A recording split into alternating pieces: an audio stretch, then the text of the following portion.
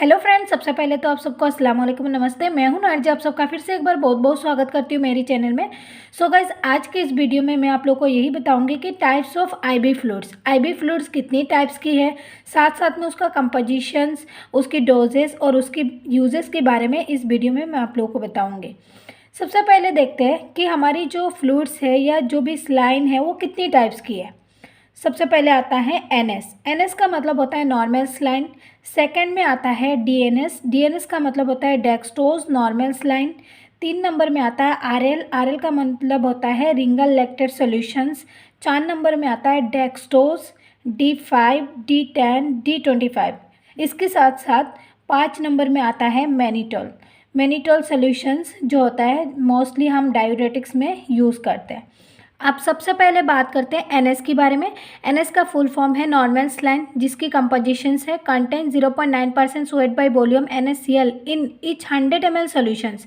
100 ml solutions में 0.9% NaCl यानी कि सोडियम क्लोराइड प्रेजेंट होता है और वाटर फॉर इंजेक्शन क्यूएस, बाकी जो क्वांटिटी होता है वो वाटर रहता है।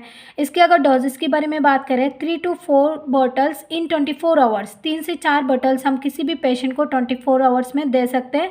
अब हम इसके यूजेस के बारे में बात करते हैं।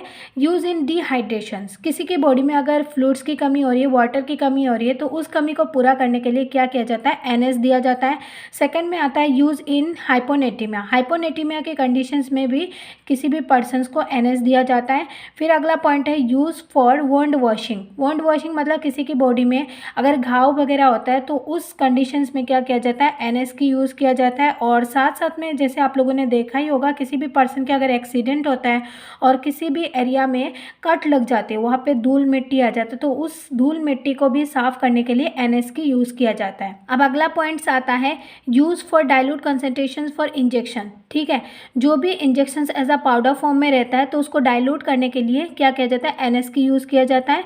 फॉर एग्जाम्पल, जो पेंटाप्राजोल की इंजेक्शन होता है वो पाउडर फॉर्म में रहता है और उसको डाइल्यूट करने के लिए एनएस की यूज़ किया जाता है। फिर अगला पॉइंट आता है treatment of bloods and fluid loss. किसी की बॉडी में अगर ब्लड्स और फ्लूइड लॉस हो जाता है तो उस कंडीशंस में भी एनएस की यूज़ किया जाता है। अब इसकी प्रिकॉशंस के बारे में बात करते हैं। Not use for hypertension and pregnant women's. ये प्रेग्नेंट वुमेन्स और हाइपरटेंशन के पेशेंट को हम नहीं दे सकते, बिकॉज जो प्रेग्नेंट वुमेन होते हैं तो उनकी बॉडी में वाटर की मात्रा ज़्यादा होता है और एनएस में भी ऑलरेडी वाटर रहता है, तो इसलिए उनकी बॉडी में ये एनएस हम यूज़ नहीं कर सकते। इसके साथ साथ हाइपरटेंशन के पेशेंट को इसलिए नहीं दे सकते क्योंकि हाइपरटेंशन के पेशेंट जो है उनकी बॉडी में सोडियम क्लोराइड की मात्रा बहुत ज़्यादा मात्रा में रहता है और ये जो एनएस है इसमें भी सोडियम क्लोराइड्स है, जिसकी वजह से हाइपरटेंशन के पेशेंट को हम नहीं दे सकते। दूसरा टाइप्स आता है डेक्सट्रोज नॉर्मल स्लाइन। ठीक है, जिसको हम शॉर्ट फॉर्म में डीएनएस भी कहते हैं। और इसके अगर कंपोजिशंस की बात करें, each 100 ml contents dextrose anhydride 5 ग्राम। 100 ml कंटेंट्स में डेक्सट्रोज 5 ग्राम प्रेजेंट होता है।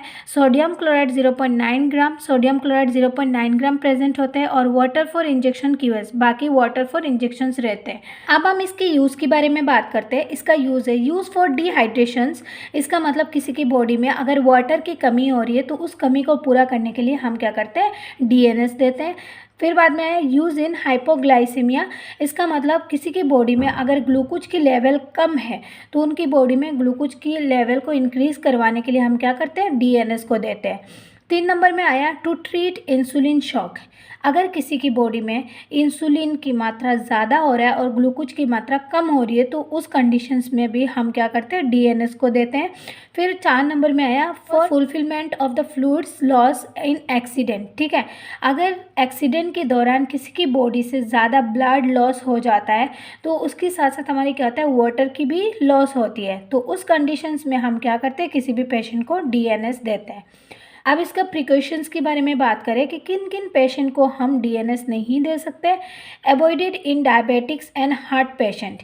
ये डायबिटीज़ एंड हार्ट पेशेंट को हम नहीं दे सकते बिकॉज डायबिटीज़ की जो पेशेंट होते हैं उनकी बॉडी में ऑलरेडी ग्लूकोज की मात्रा बहुत ज़्यादा रहता है, तो उस पेशेंट को हम नहीं दे सकते। अब हम उसकी डोजेस के बारे में बात करते हैं। Maximum 3 to 4 bottles in 24 hours. किसी भी पेशेंट को 3 से 4 बॉटल्स हम 24 आवर्स में दे सकते हैं। 3 नंबर में आता है आरएल। आरएल का मतलब होता है रिंगल लैक्टेट सॉल्यूशंस। इसका अगर कंपोजिशंस के बारे में बात करें तो it is mixture of sodium chloride, sodium lactate, potassium chloride and calcium chloride in water. इसमें आरएल का जो कंपोजिशंस है इसमें सोडियम क्लोराइड रहता है, सोडियम लैक्टेट रहता है, पोटेशियम क्लोराइड रहता है और कैल्शियम क्लोराइड, और साथ साथ में इसमें वाटर प्रेजेंट होता है। और इसकी अगर हम देखें, this is suitable for diabetes patient. इसकी प्रिकॉशंस या हम ये बोल सकते हैं कि ये किस किस पेशेंट में हम दे सकते हैं। ये देखिए, this is suitable for diabetes patient. हम ये जो आरएल है इसको हम डायबिटीज़ पेशेंट को दे सकते हैं बिकॉज इसमें डेक्सट्रोज प्रेजेंट नहीं होता है, और डेक्सट्रोज का मतलब शुगर होता है। और देखिए इसका डोजेस के बारे में, dose 1 to 2 bottles in 24 hours. किसी भी पेशेंट को 1 से 2 बॉटल्स हम 24 आवर्स में दे सकते हैं। अब हम देखते हैं इसका यूजेस के बारे में। इसकी यूज़ है, it is use in dehydrations and imbalance electrolyte. किसी की बॉडी में अगर वाटर्स की कमी हो रही है और इलेक्ट्रोलाइट्स की कमी हो रही है तो उस कंडीशंस में हम क्या करते हैं, आरएल को देते हैं। दूसरा नंबर में आया, इट इज़ यूज इन वॉन्ड। मतलब किसी की बॉडी में अगर जल जाता है किसी भी एरिया तो उस कंडीशंस में हमारी क्या होता है, ब्लड जो होता है वो इवोपरेट हो जाता है, और उस कंडीशन में हम आरएल का यूज़ करते हैं। और इसके साथ साथ सर्जरी के दौरान भी ये आरएल्स यूज़ किया जाता है बिकॉज सर्जरी में बहुत ज़्यादा ब्लड की लॉस होती है हमारी बॉडी से। और तीसरा नंबर आता है न्यूट्रिएंट्स डेफिशिएंसी। अगर किसी की बॉडी में न्यूट्रिएंट्स की डेफिशिएंसी हो रही है तो उस कंडीशंस में भी आरएल दिया जाता है। इसके बाद में है हाइपोटेंशन। मतलब किसी की बॉडी में अगर ब्लड प्रेशर कम हो रही है तो उस कंडीशंस में आरएल को दिया जाता है। अब देखिए आता है डेक्सट्रोज। 4 नंबर में आया है डेक्सट्रोज, जिसमें D5, D10, D25। ठीक है, उसका कंपोजिशंस के बारे में बात करें, it is mixture of dextrose and normal saline. ठीक है, इसमें डेक्सट्रोज के साथ साथ नॉर्मल सलाइन भी ऐड होती है।